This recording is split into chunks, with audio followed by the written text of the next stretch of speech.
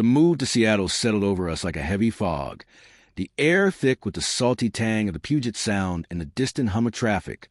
I, Jake, a 38-year-old mechanic, hauled the last box into our cramped apartment, the wooden floor creaking under my boots, while my teenage daughter, Lily, slumped on the couch, her earbuds blaring a muffled beat. The divorce from my ex-wife, Sarah, had been a brutal storm. Shouting matches slammed doors, and her sudden vanishing act months ago, leaving only a cryptic note. I need to find myself. Now, it was just us, starting over in a city of gray skies and strangers, the weight of her absence pressing on my chest like a rusted wrench.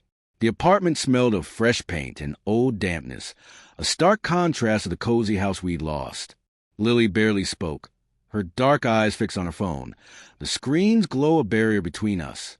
I unpacked tools, the clink of metal a familiar comfort, and set up a small workbench by the window, the glass streaked with rain. Outside, the neighborhood buzzed with life. Kids on bikes, a dog barking.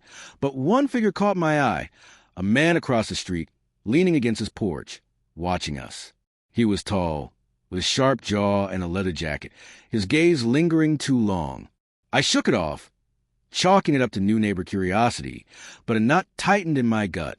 That evening, the rain tapped against the panes, a steady rhythm as I cooked dinner, the sizzle of chicken filling the kitchen. Lily emerged, her voice flat. "Who's that guy staring at us?" And I glanced out to see him again, now watering plants with an odd intensity. "Just a neighbor," I muttered, but her frown deepened, the air growing tense. After dinner, I found her sketching him in her notebook, the lines sharp and detailed, her talent a gift from Sarah. "He gives me a weird vibe," she said, her words cutting to quiet, and I nodded, the rain's patter a mirror to my unease. The next day, I met him, Tom. He introduced himself, his handshake firm, his smile too practiced. He lived alone, he said, and welcomed us with a forced warmth, the scent of his cigarette lingering. I thanked him, but his eyes darted to Lily, and a chill ran down my spine. Back inside, I rummaged through old boxes, finding Sarah's note again, the ink smudged. "Don't look for me." The words gnawed at me, and Tom's presence fell like a shadow over our fresh start. I sat by the window, the rain blurring the street, and wondered if Sarah's disappearance and this man's interests were connected. The apartment's creaks a warning of secrets yet to unfold. As night fell, the rain softened, the city's lights reflecting on the wet pavement, and I watched Tom's house, the curtains twitching. Lily joined me, her sketchbook in hand, and whispered, "Dad, I think he knows something." Her words hung heavy, the salty air seeping in, and I felt the past clawing back. The divorce had shattered us, but this move was supposed to heal. Now, it felt like stepping into a trap. I held her close, the workbench's tools a silent promise of strength, and knew I'd dig deeper, the rain a witness to my resolve, step by step, toward a truth I fear to face. The days after our unsettling encounter with Tom settled into a restless haze, the Seattle rain drumming a steady beat against the apartment windows, the air thick with the salty tang of the Sound and the damp musk of old wood. I, Jake, moved through the cramped space, the floorboards creaking under my boots, my mind churning with Sarah's cryptic note, "Don't look for me," and Tom's piercing gaze from across the street. Lily stayed close, her sketchbook a constant companion, her quiet hum a fragile shield against the tension. I knew I had to investigate, to peel back the layers of Sarah's disappearance and Tom's interest, the rain a relentless witness to my growing resolve to protect my daughter. The next morning, the rain softened to a drizzle, the gray light filtering through the street glass as I dug into an old box of Sarah's things. The scent of her perfume, vanilla and lavender, hit me, a punch to the gut, as I found a worn address book, its pages yellowed. Names and numbers blurred past, but one stood out, a Seattle contact, T. Hargrove, with a number scratched out. My pulse quickened, the workbench's metal tools clinking as I set it down, and I dialed, the line dead. The kitchen hummed with the coffee maker, the bitter aroma of comfort, but my thoughts raced. Could Tom be T. Hargrove? Lily watched on the couch, her eyes wary, and I forced a smile, the damp air seeping in. That afternoon, I visited the local library. The musty smell of books a stark contrast to the rain-soaked streets outside. I searched old records, the click of the microfiche machine a steady pulse, and found a faded article about a missing person case from years ago. Sarah's maiden name, Hargrove, linked to a family dispute. My hands trembled, the paper crinkling, and I noted a connection to a property dispute in this neighborhood. Back home, the apartment's creaks echoed my unease, and I sketched a plan, checked property records, asked discreet questions, while Lily sketched Tom again, her line sharper, her voice low. He was outside again. The next day, I drove to the county office, the wipers slashing through the rain, the car's heater a weak defense against the chill. The clerk, a tired woman with a nasal voice, pulled records showing Tom Hargrove owned the house across from us. The deed transferred recently.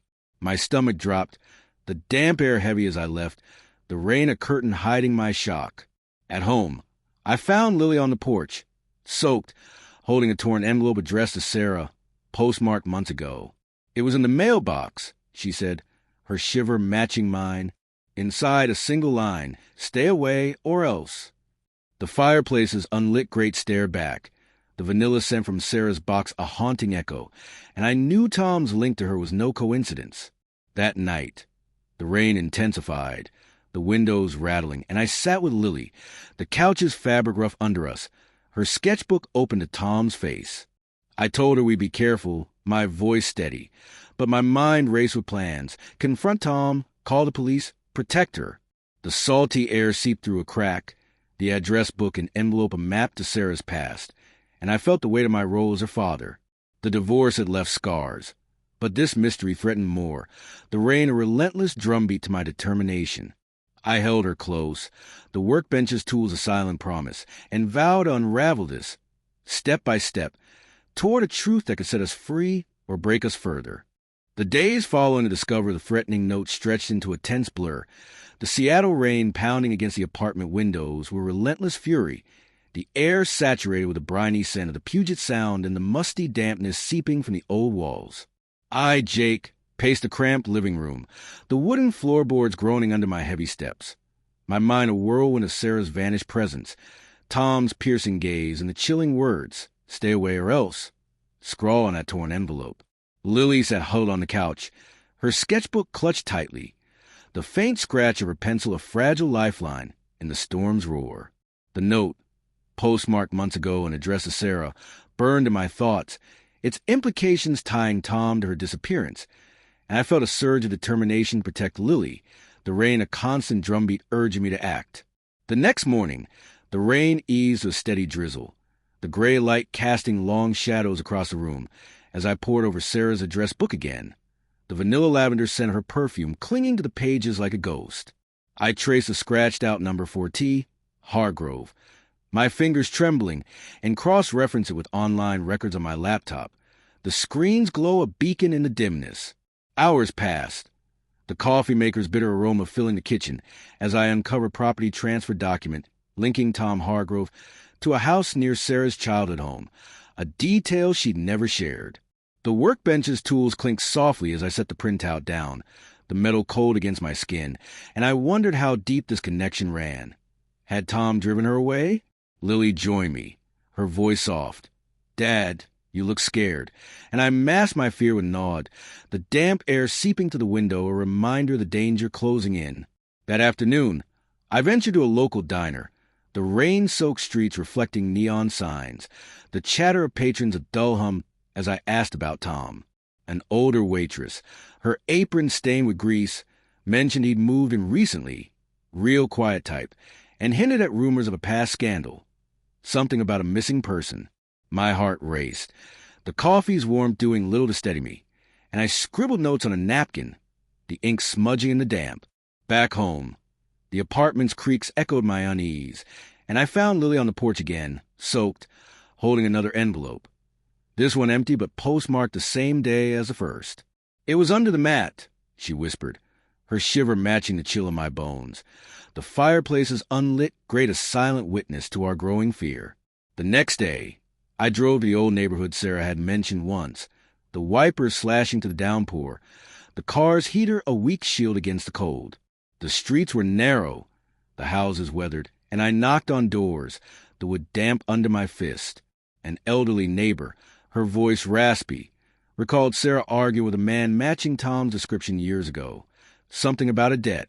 My pulse thundered, the rain a curtain hiding my shock, and I returned home, the apartment's silence pressing in as I pieced it together. Tom, I threatened Sarah, forcing her to flee. Lily sketched furiously, her lines jagged, and asked, "What if he comes here?" Her words a knife to my resolve. I checked the locks, the metal cold, the salty air a constant intrusion, and felt the past clawing back with every creak. That night, the rain intensified, the windows rattling like a warning, and I sat with Lily, the couch's fabric rough under us, her sketchbook open to a detailed portrait of Tom. I told her we'd be safe, my voice steady despite the knot in my throat, but my mind raced with plans. Confront Tom, contact the police, uncover more. The address book and envelopes lay spread on the table, a map to Sarah's fate, and I recalled our last fight, her tears, her note. Had Tom been or else? The workbench's tools gleamed in the lamplight, a promise of strength, and I held Lily close, her warmth a shield. The divorce had left scars, but this mystery threatened to tear us apart. The rain a relentless drumbeat to my determination to protect her, step by step, toward a truth that loomed darker with each passing hour. The next morning, the rain paused, the city's lights reflecting on the wet pavement, and I watched Tom's house, the curtains still. I decided to dig further, visit the police, trace the postmarks, while keeping Lily safe. The apartment's dampness clung to my skin, the vanilla scent from Sarah's box a haunting echo, and I felt the weight of my role as her father and protector. The past was a shadow I couldn't outrun, but I'd face it. The rain-soaked streets a path to answers, the workbench a silent ally in my quest. Lily's quiet strength bolstered me, and I knew this investigation would define us.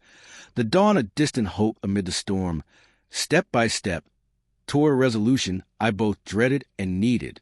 The days after uncovering the second note unfolded with a suffocating intensity. The Seattle rain slashing against the apartment windows with furious rhythm, the air heavy with the briny sting of the Puget Sound and the damp rot of the old woodwork. I, Jake, stood by the workbench, the metal tools cold in my grip, my eyes fixed on Tom's house across the street, the curtains twitching like a predator's blink. The empty envelope, postmarked the same day as the threat, "Stay away or else," lay on the table, its presence a constant taunt, while Lily sketched furiously in her room, the scratch of her pencil a faint heartbeat in the storm's roar. The danger had escalated, and I felt it closing in, a shadow over our fragile new life. The rain a relentless drumbeat to my rising panic and protective resolve. The next morning, the rain paused briefly, the gray light casting a pallor over the room as I prepared to visit the police station. The address book and envelopes tucked into my jacket, the vanilla lavender scent of Sarah's perfume clinging to them like a memory I couldn't shake. The drive was tense, the wipers slashing through the drizzle, the car's heater a weak shield against the chill that seeped into my bones. At the station, the officer's desk smelled of stale coffee and paper, his bored expression shifting as I explained Sarah's disappearance, the notes, and Tom's connection to the Hargrove name. He took notes, his pen scratching, but warned, "Without evidence, it's thin," leaving me with a case number and a knot in my stomach. Back home, the apartment's creaks echoed my frustration, and Lily asked, "Did they help?"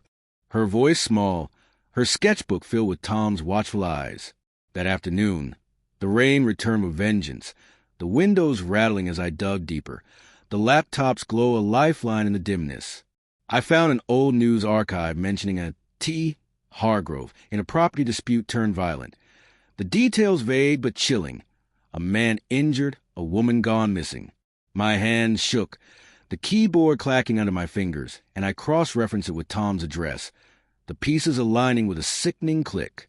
The kitchen hummed with the coffee maker, the bitter aroma of poor comfort, and I sat with Lily, showing her the article, her gasp cutting through the rain's patter. "He hurt someone," she whispered, her sketchbook trembling, and I nodded, the damp air seeping in, my mind racing with plans to confront him or flee. The next day, the tension broke.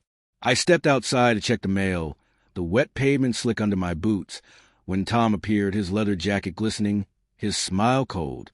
"New in town, huh?" he said too close, his cigarette smoke stinging my nose. "Keep your daughter inside," he added, his voice a low threat, before walking off, the rain swallowing his figure. My heart pounded. The apartment's door of refuge as I bolted inside, locking it, the metal cold against my shaking hands. Lily ran to me. Her sketchbook dropped. He was here, her fear mirroring mine. I held her, the workbench's tools a silent promise, and decided to call the police again, the rain a curtain hiding my dread. That night, the rain hammered down, the windows trembling, and I sat with Lily, the couch's fabric rough under us, her sketches scattered. A knock jolted us, soft but insistent, and I peered out to see Tom, his silhouette dark against the porch light. I didn't open it. The locks click a barrier, his muffled voice. "We need to talk about Sarah," sending ice through my veins. The fireplace, unlit, stared back, the vanilla scent from her box a haunting echo, and I dialed the police, my fingers fumbling, Lily clinging to me. The rain's roar drowned his retreat, and I felt the danger peak. The apartment a fortress under siege, my role as her father a shield-eyed fight to maintain. The next morning, the rain eased, the city's lights reflecting on the wet streets, and the police arrived, their boots tracking mud inside, their questions probing but cautious. They promised patrols, the officer's radio crackling, but I knew the threat lingered, Tom's words a shadow over us. I packed a bag, the workbench's tools clinking, planning to stay with a friend, the damp air a constant reminder of the storm within. Lily's quiet strength bolstered me, her sketchbook a record of our fear, and I vowed to protect her. The past a puzzle I'd solve, the rain-soaked dawn a fragile hope amid the escalating peril. Step by step, toward a safety I desperately sought.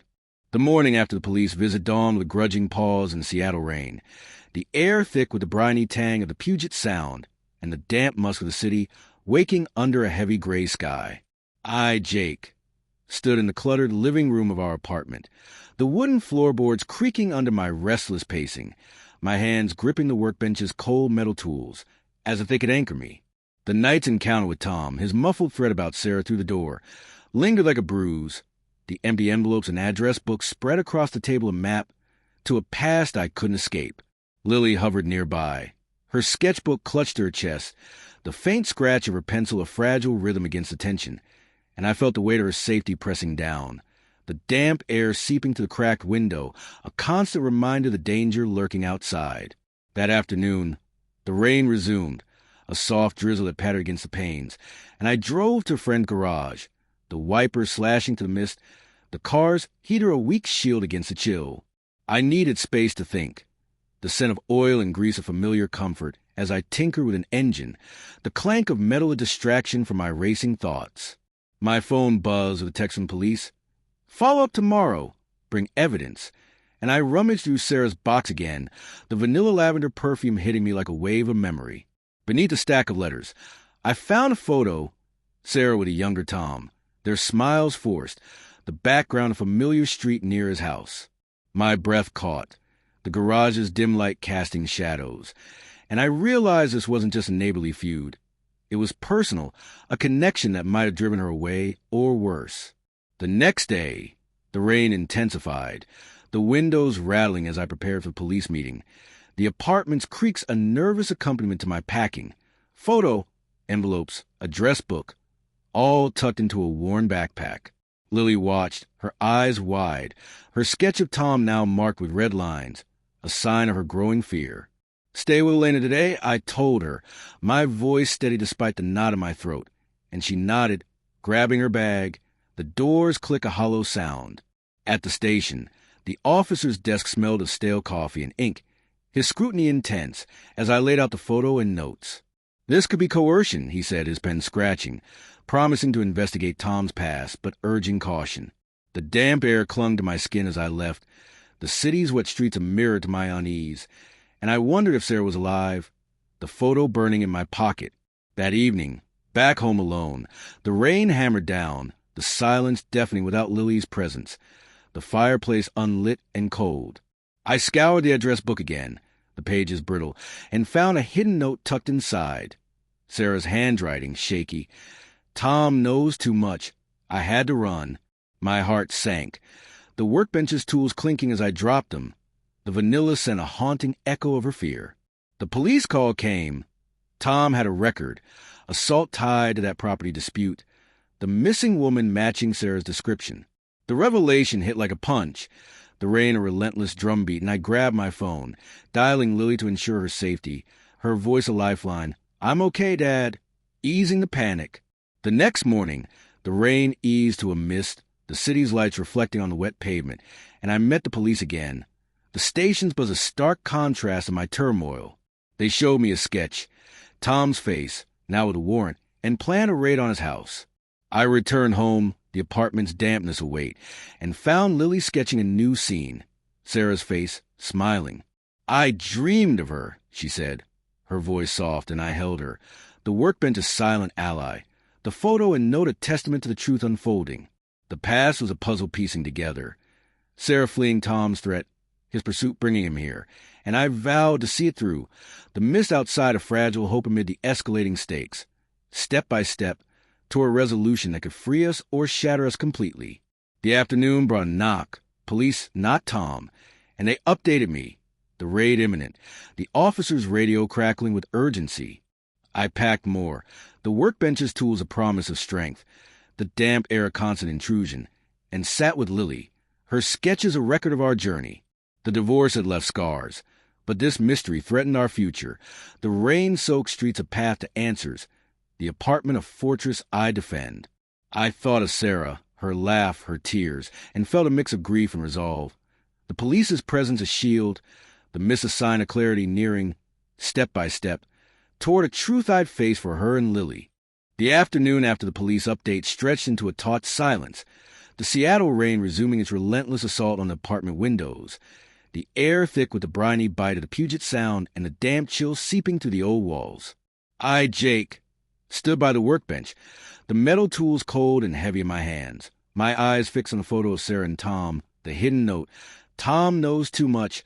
I had to run, a burning truth on the table.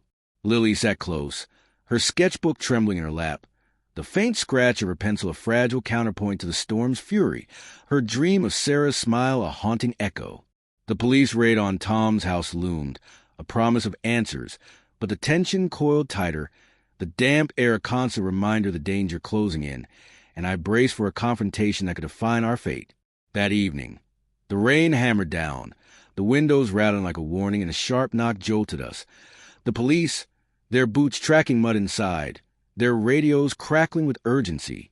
"We're moving now," the lead officer said, his voice gruff, handed me a vest. "Stay back, but come as a witness." My heart pounded, the workbench's tools clinking as I grabbed my jacket, the vanilla lavender scent from Sarah's box a ghostly companion. Lily clung to me, her whisper, "Be careful," cutting to the rain's roar, and I left it with Elena. The doors click a hollow sound. The drive to Tom's house was a blur, the wipers slashing through the deluge, the car's heater a weak shield against the dread pooling in my chest. At Tom's place, the rain-soaked street glistened under flashing lights, the air thick with the stench of wet leather and cigarette smoke as officers surrounded the house. I stood back, the vest heavy, my breath fogging in the cold, watching as they breached the door, the crash echoing like a thunderclap.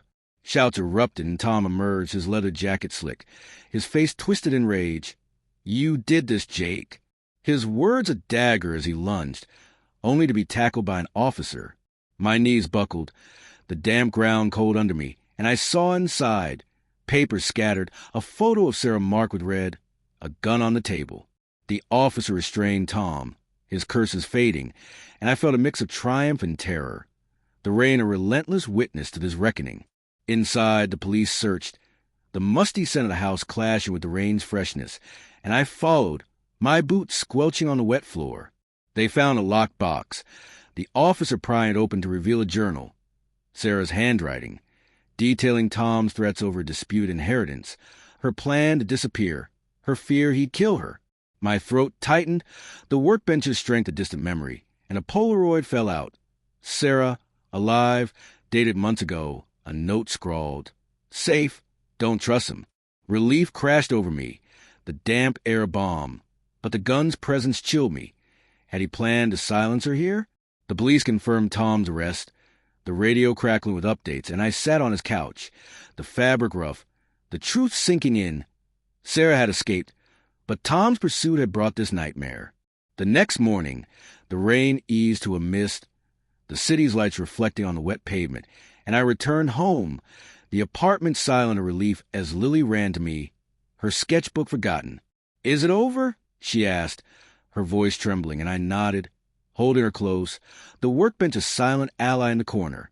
The police called. Tom confessed to harassment, the gun illegal, Sarah's location traced to a shelter. She was alive, healing, and wanted contact. The vanilla scent from her box mingled with the damp air, a bittersweet reunion pending. And I sat with Lily, the photo and journal spread out, her sketches a record of our ordeal. The divorce had scarred us, but this victory, her safety, Sarah's survival, felt like a rebirth. That afternoon, I called Sarah, the phones on a nervous pulse, her voice weak but real. "Jake, I'm sorry I had to go." Tears stung my eyes, the rain-soaked window a backdrop, and we agreed to meet for Lily's sake, the mist outside a sign of clearing shadows. The apartment, once a refuge under siege, now stood as a haven, the workbench's tools a symbol of my resolve, and I knew the next step, rebuilding with Lily, reconnecting with Sarah, was ours to shape. The past weight lifted, the rain a fading drumbeat, and I felt a cautious hope, step by step, toward a future unburdened by fear, the dawn of promise on the horizon.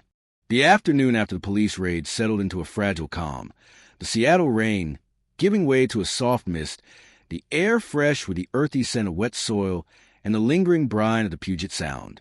I, Jake, stood in the living room of our apartment, the wooden floorboards warm under my bare feet, the workbench's tools gleaming softly in the gray light filtering through the window.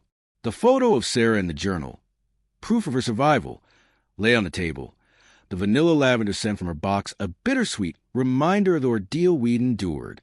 Lily sat beside me, her sketchbook open to a new drawing of us three, her pencil strokes gentle, a sign of hope, and I felt the weight of the past. Tom's arrest, Sarah's flight. Shifting toward a tentative healing, the mist outside a mirror to the clarity seeping into our lives. That evening, the apartment hummed with a quiet warmth, the fireplace crackling as I cooked dinner, the sizzle of chicken a comforting rhythm amid the soft patter of residual rain.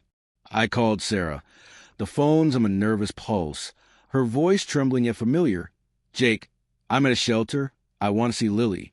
Tears stung my eyes, the kitchen table cold under my hands, and we arranged a meeting for the next day. Her words, "I'm sorry, I had to protect her," echoing my own resolve. Lily overheard, her sketchbook dropping, her hug fierce. "Mom's coming back." And I nodded, the damp air seeping in, a bridge to a reunion I'd once thought impossible. The workbench stood as a silent witness, its tools a symbol of the strength that had carried us, and I felt a cautious hope take root. The next morning, the mist lifted, revealing a pale sun, the city's wet streets glistening as I drove to shelter, the car's heater a gentle warmth against the chill. The building smelled of antiseptic and hope, the receptionist's smile guiding me to a small room where Sarah waited, her face thinner, her eyes weary but alive. We sat, the wooden chair creaking under me, and she explained Tom's threats over the inheritance, her staged disappearance, the fear that had driven her to a shelter. My throat tightened, the photo in my pocket a tangible link, and I forgave her, the damp air witness to our fragile truce. She asked about Lily, her voice breaking, and I promised a slow reunion. The shelter's quiet a stark contrast to the storm we'd weathered. That afternoon, we met at a park, the wet grass soft underfoot, Lily running to Sarah, their embrace a flood of tears and laughter. The air carried the scent of budding leaves, a sign of spring, and I watched, the workbench's strength of memory, as they talked, Sarah's hand trembling on Lily's shoulder. I joined them, the bench cold but steady, and we agreed to co-parent, the divorce of scars fading under this new bond. Back home, the fireplace roared, the apartment's warmth a sanctuary, and I journaled, the pen scratch a release, writing the reunion, the guilt lifting, a family redefined. The laptop's glow offered new projects, a future focus. And I thought of Tom's downfall, Sarah's survival, a victory hard won. The next day, the sun broke through, the apartment filled with light, the workbench a hub as I fix a chair with Lily, the clink of tools a rhythm of renewal. Sarah visited, her smile tentative, and we planned Lily's visits, the dampness replaced by warmth, the past a shadow we could face together. The police called. Tom's charge is solidified. Sarah safe to return, and I felt a weight lift, the wet streets outside a path to peace.